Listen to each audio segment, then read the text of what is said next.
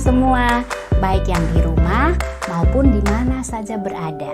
Ibu Ferry berharap anak-anak tetap semangat untuk mengikuti ibadah sekolah minggu walaupun lewat online. Tapi anak-anak harus duduk yang sopan, tidak sambil makan, tidak sambil minum, tidak sambil ganggu saudara kiri dan kanan, dan tidak sambil tiduran ya. Mari kita berdoa. Tuhan Yesus yang baik, terima kasih saat ini kami masih sehat, papa mama pun masih sehat. Tuhan masih berkati kami semua Tuhan. Terima kasih Tuhan, saat ini kami mau mengikuti ibadah online. Tuhan tolong kami semua agar kami boleh duduk yang bagus sehingga kami boleh mendengarkan firman Tuhan dengan baik.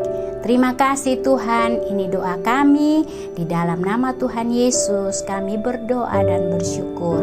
Amin.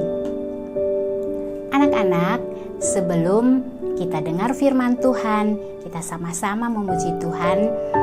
2 pujian berturut-turut, Aku Istimewa, dan dilanjutkan dengan pujian Ku Ingin Dengar Cerita.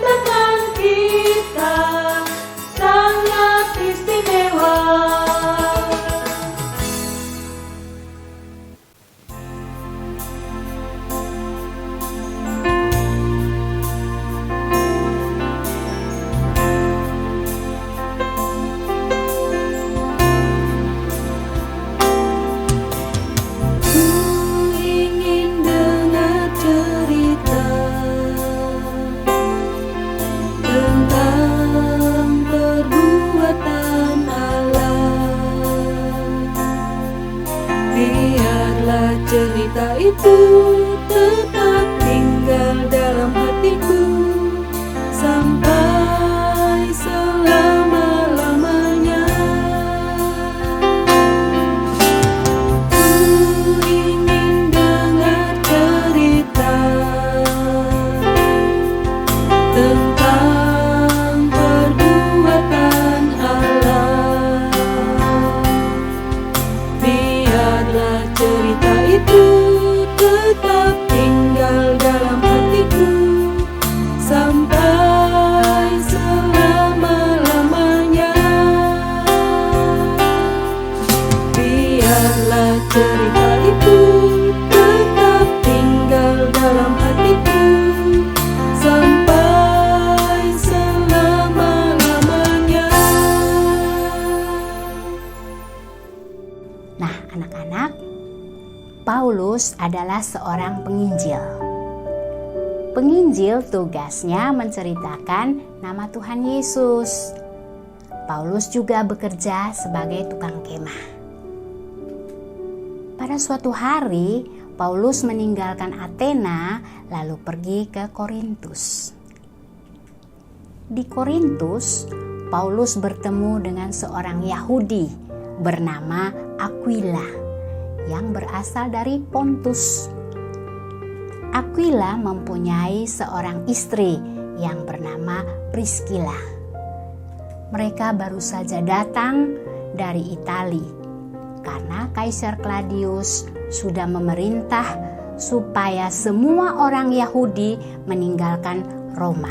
Nah, anak-anak, Paulus tinggal di rumah Priscilla dan Aquila, dan mereka melakukan pekerjaan yang sama, yaitu membuat kemah, dan hasil dari membuat kemah itu mereka pakai untuk menginjili dan menolong orang lain.